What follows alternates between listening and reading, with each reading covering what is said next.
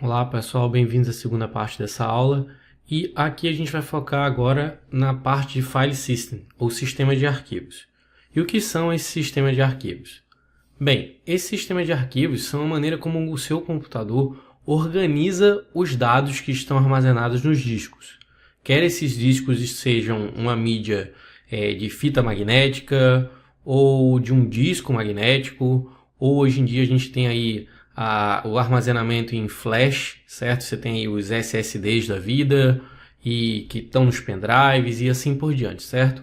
Mas de uma forma ou de outra, o que esse sistema quer mostrar é que ele tem uma metodologia pela qual ele vai utilizar para poder guardar aqueles dados e acessar aqueles dados. Além disso, ele vai ter uma metodologia para poder fazer a deleção dos dados. Quantos dados podem estar contidos ali? Qual é a quantidade mínima de dados que você pode colocar num bloco, por exemplo? E aí você vai ter sistemas, como vocês podem ver aqui na tabela, que vão ter diferentes características. O EXT, por exemplo, é um sistema que ele é muito utilizado no Linux. Assim, basicamente é o sistema padrão que se utiliza em Linux. Mas existem várias outras opções. Aí o EXT, como vocês já viram lá nas primeiras aulas, ele tem uma forma de trabalhar que é o journaling, para poder melhorar a questão de segurança, né, na maneira como se faz o salvamento dos dados, para impedir, por exemplo, que determinados blocos sejam corrompidos devido ao desligamento abrupto do sistema, né? Seja por queda de energia ou por alguma outra razão. Então, existem muitos sistemas e o que você vai estar fazendo aqui, a partir de agora, é fazer a formatação dessas partições para que ela funcione de acordo com a metodologia de um desses sistemas que você vai escolher, certo? Então, a gente vai começar aqui falando sobre o comando mkfs, que é Make File System. File System aí, o sistema de arquivos, tá? E aí, como é que ele funciona? Bem, ele funciona da seguinte maneira. Primeiro, vamos aqui usar o fdisk. Então tá aqui fdisk -l e vamos olhar aqui o nosso STB, certo? E aí, o que vai acontecer? Eu tenho aqui, no meu caso, várias partições e essas partições ainda não estão com um file system aplicado nelas, tá? Então elas não têm... Eu nem poderia utilizá-las para poder escrever nenhum dado, já que para poder escrever qualquer dado, eu preciso de um file system aplicado ali, certo? Eu preciso de uma metodologia funcionando. E aí, como é que você pode ver? Se você der o file -s, esse comando a gente viu lá atrás, e aí você aplicar ele, por exemplo, no SDB5, aí você consegue enxergar para ver que tipo de formatação de arquivos existe nessa partição, certo? Nesse caso aqui, como você pode ver, não tem nada aplicado a ela. Então a gente vai usar o Make File System para poder aplicar essa formatação. Nesse caso aqui, vamos aplicar uma formatação ST4, tá? Então vou colocar aqui ela no dev SDB5, certo? E aí, ó, repare só que ele aplicou essa formatação e a partir de agora você já pode começar a inserir dados nessa partição STB5, tá? Nessa partição lógica. Se a gente for aqui agora, ó, você vê ali que ele está formatado, ó lá, ST4 File System Data, então ele está formatado agora como ST4, certo? Então, o Make File System ele pode inclusive mudar, ele tem outros formatos que você pode aplicar. Eu apliquei aqui o ST4, mas você poderia aplicar, por exemplo, o ST3, certo? Aí ele está dizendo ali, ó, já tem uma outra coisa criada, você quer proceder de qualquer jeito? Yes. Ele aplicou, se eu for aqui agora, ó, agora está o ST3. Então assim você pode trabalhar com diferentes formatos de File System. Vamos falar aqui agora sobre o mkswap. Afinal de contas, vocês talvez se recordem lá quando a gente estava fazendo as instalações do Linux, que nas partições que são designadas para swap, você não aplica file system, certo? Não tem como você aplicar ST3, ST4, por exemplo, naquela partição de ID 82 ali que está dedicada para o swap. Só que antes de você ativá-la como swap, você precisa fazer a formatação dessa partição como swap. E aí como é que você faz isso? Com mkswap. Você faz o mkswap /dev, nesse meu caso aqui, SDB o 3,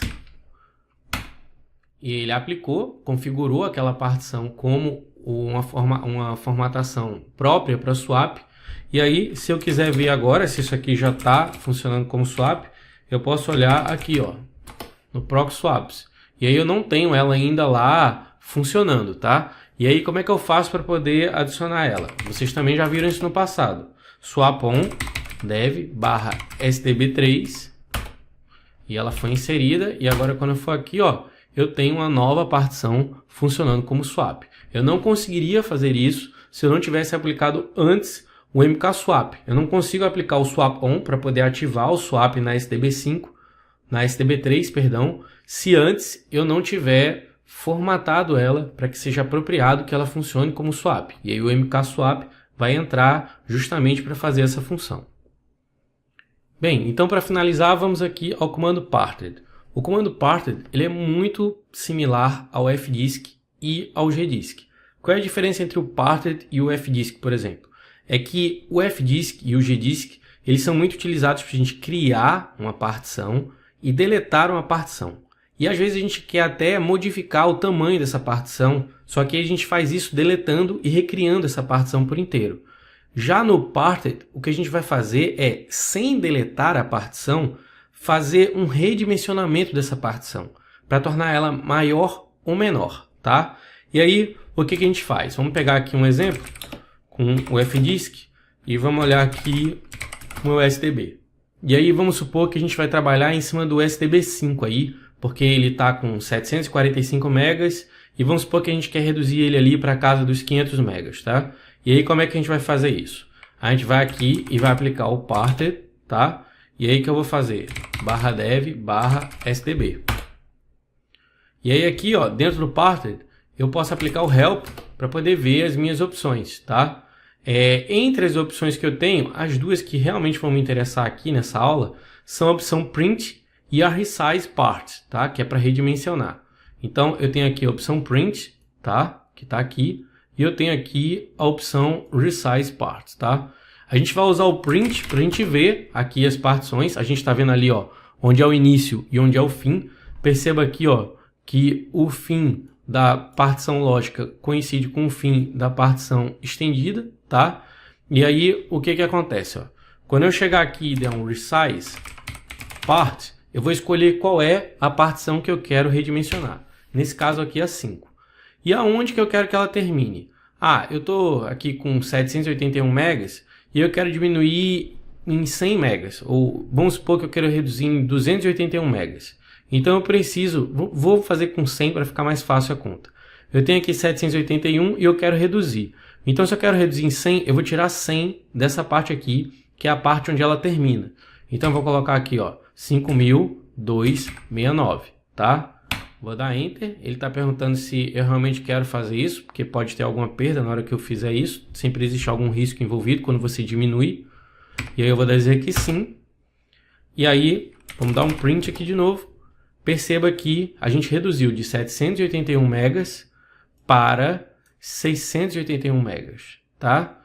E aí a gente conseguiu reduzir em 100. Se eu quiser aumentar novamente, aí o que eu faço? Resize part, partição 5. E até onde eu posso estender isso, Rafael? Até onde a partição estendida aqui me permite, tá? Que, já que a minha partição lógica está dentro da estendida, então vou colocar aqui, ó, 5369. E aí ela voltou de novo a ter 781 megas.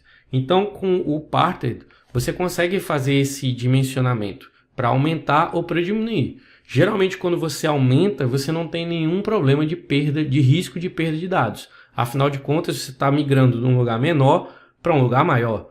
Porém, se você pega um lugar maior para um lugar menor, às vezes essa perda pode acontecer.